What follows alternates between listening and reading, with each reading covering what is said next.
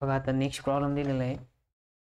Resolve into the partial fraction 1/x².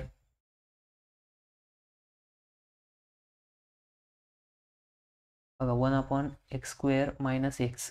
बघा solution. आपल्याला fraction काय दिलेलं आहे? 1/(x²)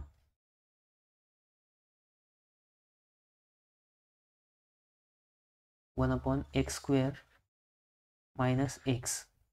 मग बघा आता इथं हे जे याची फॅक्टर आहे, इथं x² आलं म्हणजे डिग्री आली. ठीक आहे. मग आता काय आहे की आपण इथं एक x कॉमन काढू शकतो. एक x जर कॉमन काढला तर इथं काय राहील? x म्हणजे x² मधून एक x केला मग x × x x² होतं मायनस, आणि इथं xच होता, x कॉमन घेतलाय म्हणजे इथं राहील 1. ठीक आहे.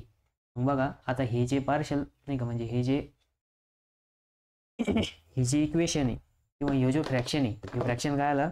1/x ब्रॅकेटमध्ये x - 1. बघा याला आपण असं लिहिणार आता 1/x × x - 1. ठीक आहे. Equals to. मग बघा आता इथे दोन फॅक्टर आले. कोणते कोणते फॅक्टर आले? तर इथं आहे x आणि दुसरा आला x - 1. मग बघा दोन फॅक्टर आहे नॉन रिपीटेड आहे. कोणते? Non repeated. बघा non repeated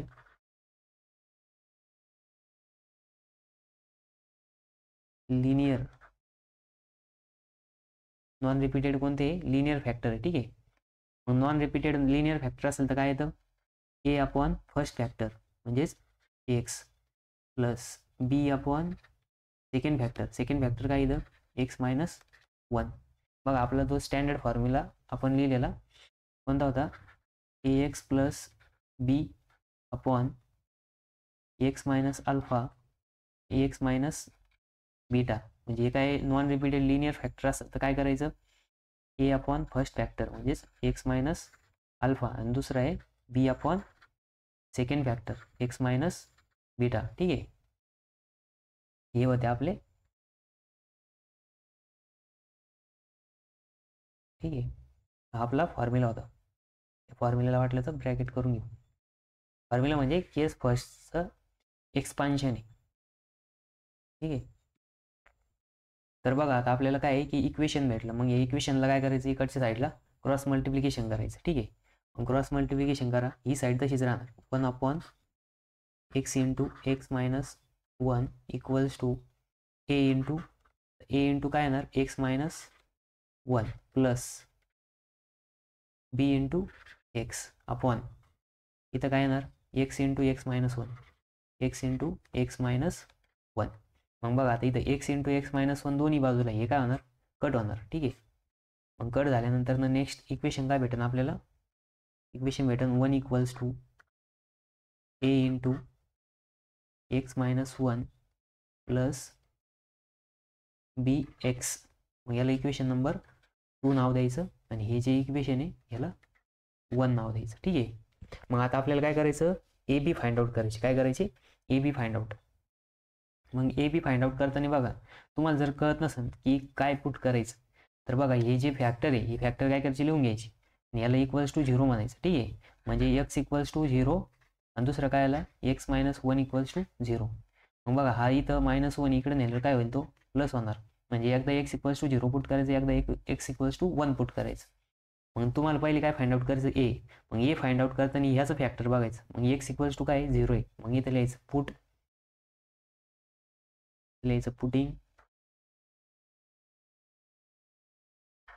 putting x equals to 0 in equation 2. Equation 2 मध्ये आपण काय करणार? आता x इक्वल्स टू 0 पुट करणार. ठीक आहे. हे रफ मध्ये करायचं तुम्हाला जर कळत नसेल तर. पण इथं फॅक्टर बघूनच समजतं. x इक्वल्स टू 0 पुट करायचं आणि इथं x इक्वल्स टू आता -1 दिले मग +1 पुट करायचं. ठीक आहे. तर ज्याला समजत नसेल त्याने असं साईडला लिहिलं तरी चालेल. पेन्सिलला लिहा किंवा रफ मध्ये लिहा. 1 इक्वल्स टू a × आता x जागेवरती 0 मग 0 - 1 प्लस b × 0 काय? 1 इक्वल्स टू a. आता a × ब्रॅकेटमध्ये येणार -1 प्लस b × 0. ठीक आहे.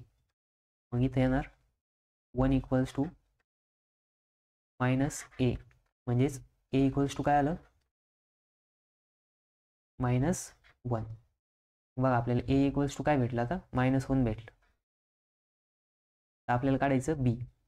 बी काढताना काय करावं लागेल तर आता एक्स इक्वल्स टू 1 पुट करायचं. काय करायचं एक्स इक्वल्स टू 1. ठीक आहे. आता नेक्स्ट बघा इथं लिहायचं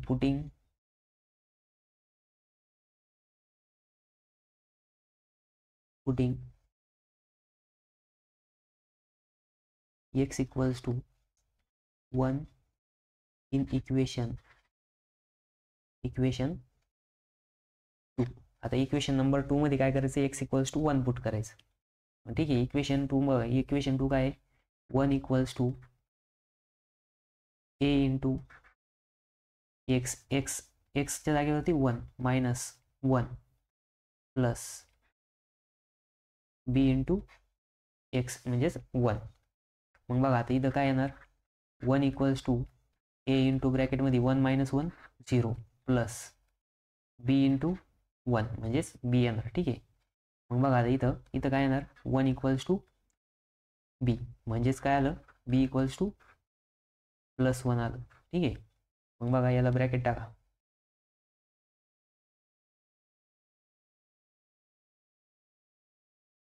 मग आपल्याला a इक्वल्स टू आलं -1 b इक्वल्स टू आलं 1. ठीक आहे.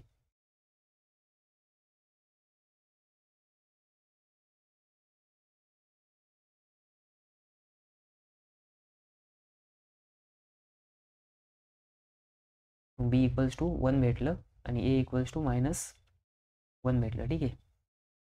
मग आता काय करायचं ज्या a आणि b चे व्हॅल्यू आले त्यांना काय करायचं इक्वेशन नंबर 1 मध्ये पुट करायचं. मग लिहायचं putting a equals to -1 and b equals to 1 in equation 1. Equation 1 मध्ये पुट करा. इक्वेशन 1 काय आपलं 1 upon x into x -1 equals to a काय आला इथं -1 अपॉन x प्लस b काय आलं इथं 1 अपॉन x -1. मग बघा आता इथं ही जी मायनसची टर्म आहे ना हिला नंतर न लिहा ही प्लसवाली टर्म आधी लिहा. ठीक आहे. म्हणजे काय येणार 1 upon x into x -1 equals to 1 upon x -1 minus 1 upon x. मग बघा फायनल आपल्याला आन्सर भेटलं. ठीक आहे.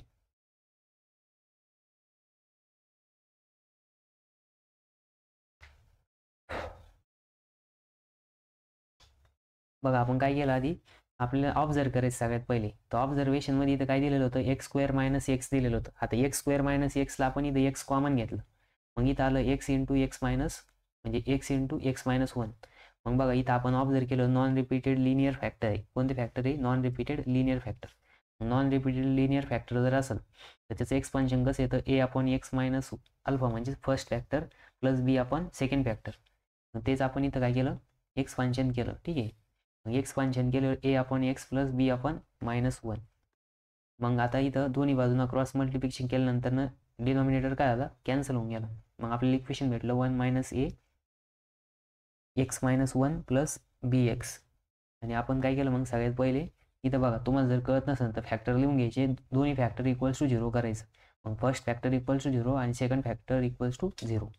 मग त्यांच्यावरून एक्सचे व्हॅल्यू येतात. मग बघा ए फाइंड आउट करायचं असेल तर या फॅक्टरला कन्सिडर करायचं. म्हणजे सॉरी ए जर फाइंड आउट करायचं असेल तर या बीचा फॅक्टर बघायचं आणि बी फाइंड आउट करायचं असेल तर एचं फॅक्टर बघायचं.